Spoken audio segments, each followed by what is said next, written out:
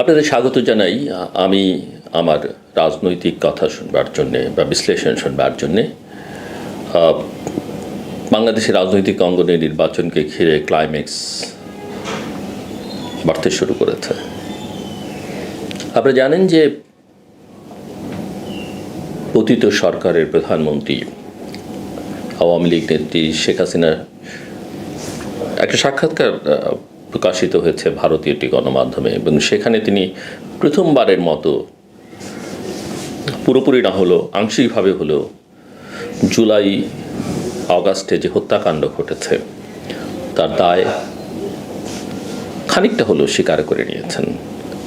নেত্রী হিসেবে তিনি মনে করেন যে এই দায় তারও, যদিও পুরোপুরি সেটা স্বীকার করেননি, দায় চাপিয়েছেন পুলিশ প্রশাসন তাদের উপরে।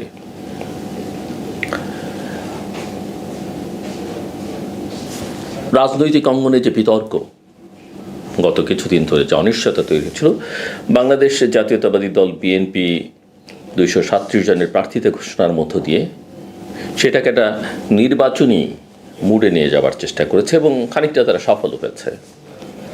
কিন্তু সেখানেই সমস্যার সমাধান নয়, কারণ লক্ষ্য করলে দেখবেন যে জামায়াত ইসলামী তারা এবং তাদের মিত্রদের নিয়ে কথাবার্তা বেশ শক্ত শক্ত বলবার চেষ্টা করছে।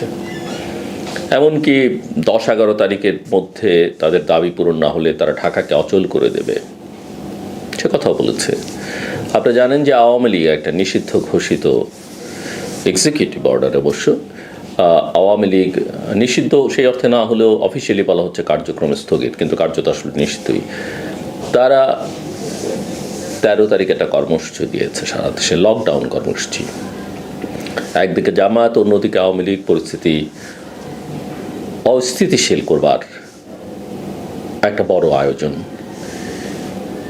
সরকার যেমন একদিকে বলছে যে নির্বাচন একদিনও কেউ পেছাতে পারবে না, বিএনপি যেমন অন্য কোনো কথা শুনতেই রাজি না, তারা নির্বাচনের ট্রেনে উঠে পড়েছে এবং গন্তব্যে তারা পৌঁছবেই। কিন্তু অন্যান্য শক্তিগুলো নির্বাচনে একটা অচল অবস্থা তৈরি করবার যে প্রক্রিয়া, যে আবহ, সেটা জারি রেখেছে।